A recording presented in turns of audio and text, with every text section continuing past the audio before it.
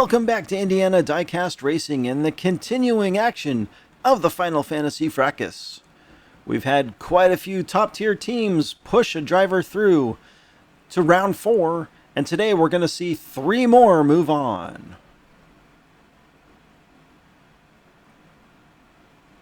First up, in today's round of death groups, it's Flips Racing, coming in with Group 7.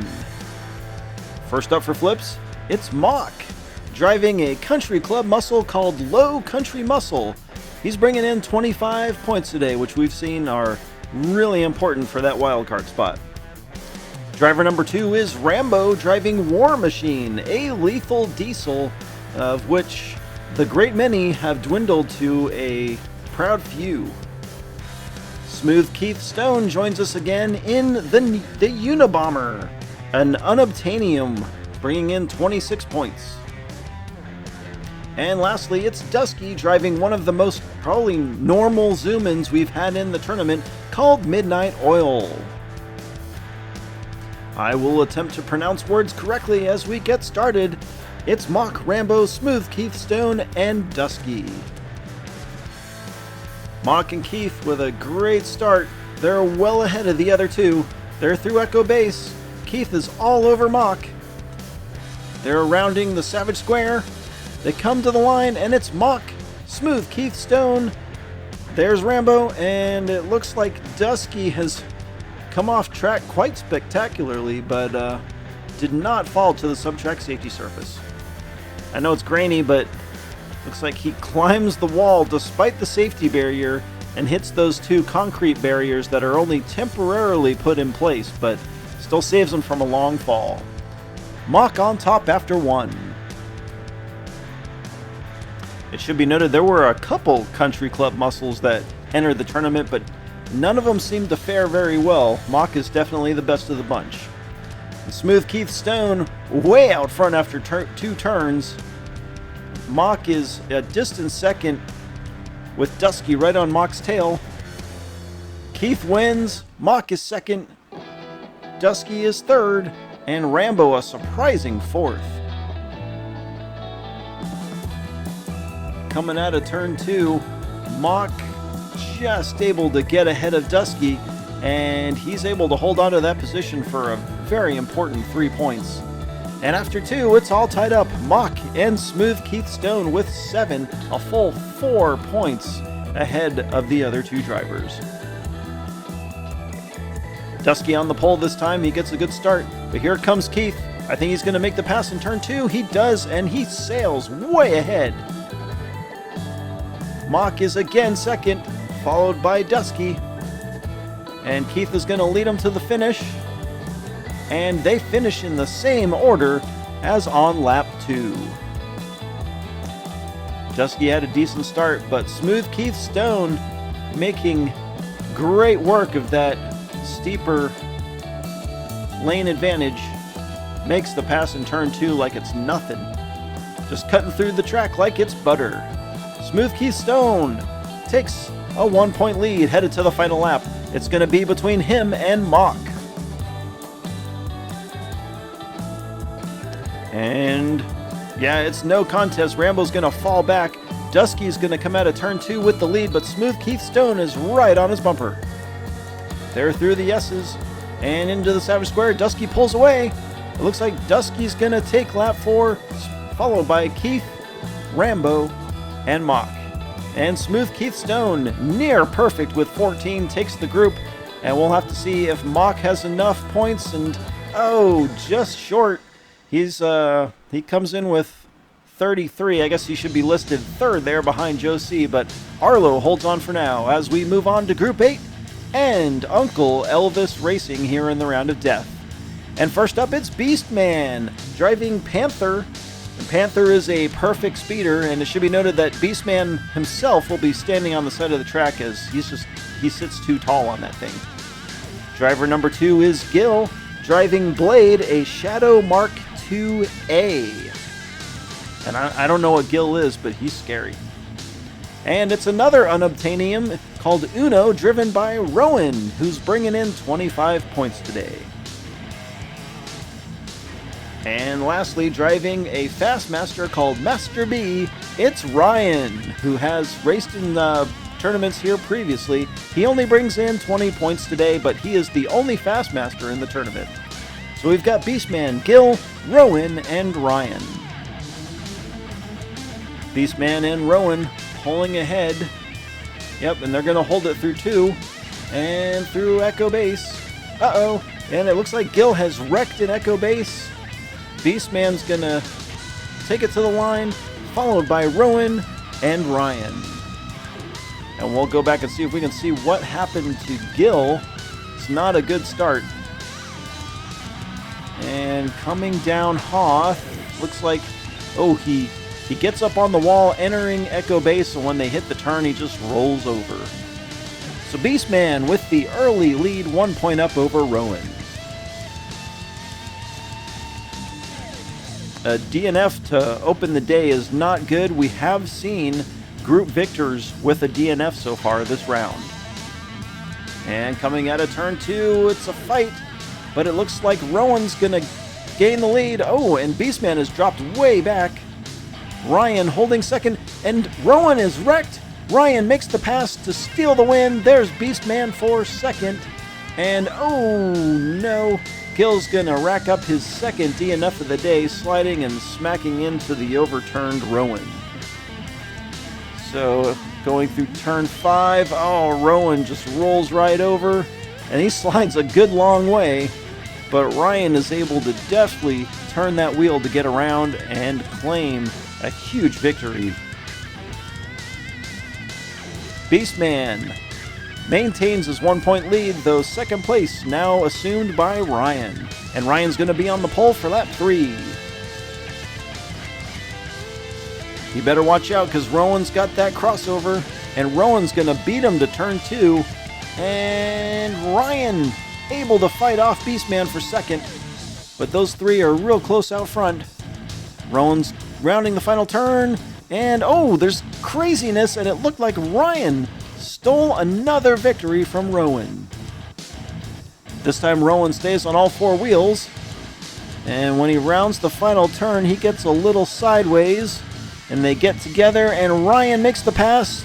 Rowan just barely holding on for second ahead of Beastman. And that'll put Ryan 1 point ahead of Beastman as we head to the final lap. The race is more or less between the two of them, though Beastman's still with the... Sorry, not Beastman. Rowan's still with the chance here. Oh, Ryan spins around, but he's still ahead.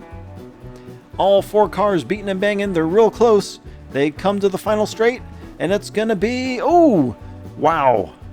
More craziness. We're going to have to look at the replay to see how they finished. Ryan with the lead. He starts to spin, gets smacked, and Ryan takes the win. And it looks like they're going to award second place to Gil, but Ryan wins the group with 14, coming from behind to beat out Beastman. And there's Beastman. Beastman's going to come in with 35. Again, not quite enough to edge out Arlo of Arlo Racing. And the final group of the day will be G4 Diecast Racing, a longtime team competitor of our tournaments here. And first up is Jousting Baby G in Rampalicious, also a Phaeton, probably I think the second of 2 in the tournament. And then we've got Dragon Ball G driving Mother of Dragons, the Nash. The third driver from G4 is CG1, sister car to CG2, which is already eliminated. This one's called Blue Tang, and oddly enough, it's an Acura HSC, so Arlo should like that one. And finally, it's Senor G in a pixel shaker called Panchito Pistoles. He only brings 14 points into the round, and I think he had to leave his hat behind, but he is fast. And they're off. It's Jousting Baby G, Dragon Ball G, CG1, and Senor G. And coming around turn 2, it's going to be Dragon Ball G and his Nash. Dragon Ball being chased by Jousting Baby G, then Senor G, then CG1. And Dragon Ball wins. Baby is second. Senor G is third. Or should I say, tres? Anyways, Coming down that back straight up at the top. Dragon Ball gets out front, and he never looks back. Dragon Ball G up by 1 after 1, but so far no DNFs.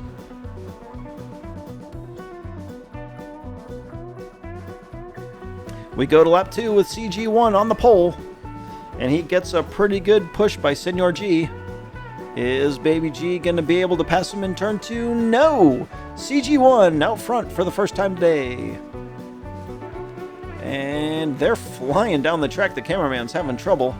And coming to the line, it's CG1, followed by Senor G, and I think we've got a double DNF as Jousting Baby G is on his side in Echo Base, and Dragon Ball G, the unfortunate victim, caught up behind him. So we're going to try and see what happened to Jousting Baby G as they came down the straight into Hoth. Yep, it looks like same thing happened to him as Gil. He kind of climbed that wall and rolled. We just don't have a great camera angle of that. Get out front and we would. So CG1 and Senor G tied up after 2. Senor G on the pole for lap 3. And he's getting chased by Dragon Ball. And CG1's going to tuck into 3rd. So Senor G out front. Followed closely by Dragon Ball and CG1. They come to the final straight. And it's going to be... Oh no! Massive wreck! Senor G crashes off the track and will not finish the lap. We'll have to go take a look at what happened here.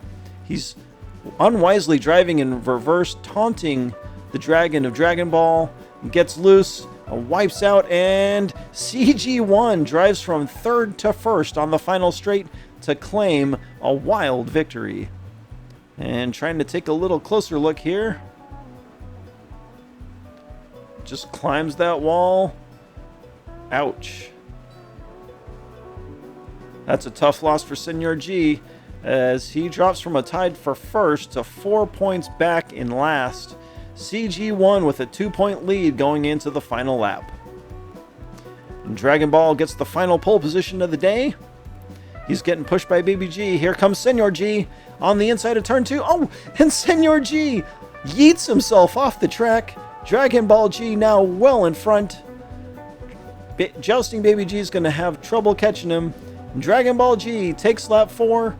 There's Jousting Baby G, followed by CG1. And yeah, I mean, Senor G was super fast, but just too fast for that turn 2. And oh, I think he actually hit his head on the overpass, and that caused him to get all cattywampus and go yeet. I don't know if that's the sound you're supposed to make, but Dragon Ball G and CG1 tie it up after 4. They will head to a duck-off. This is the first to win 2 in a row. And Dragon Ball starts on inside the inside first. And oh, it's a battle through Echo Base. And Dragon Ball G is going to come out with the lead.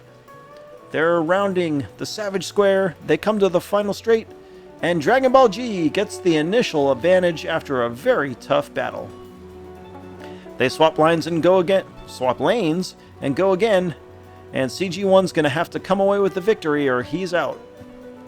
It's another close battle, and CG1 drives around the outside to take the lead. Oh, and Dragon Ball G is wrecked. CG1's only got to make it to the finish, and he will take over the advantage. Now putting Dragon Ball G on the cusp of elimination. But Dragon Ball with a much better start that time. I don't think CG1's going to pass him. He does not. Dragon Ball in great position to reclaim the advantage. And this one's much smoother. Ooh! CG1 closes but doesn't make the pass. Dragon Ball G now with the advantage. And he's again got a good start, and he's going to clear CG1 in turn 2. CG1 now in danger. He's got to make something happen here. Rounding the Savage Square for probably the last time. It's a close finish, but Dragon Ball G, despite the DNF on lap 2, wins the final group of the day. And CG1, oh, despite 36 points, will be 2 points short of claiming the wildcard spot. So there we go. We had 3 more teams to round 4. And I think maybe next video we might get to see some non-solo team racing. This has been Jim D for Indiana Diecast Racing. Be sure to check in next time for more slightly above mediocre diecast racing and the continuing round 3 action of the Final Fantasy Fracas.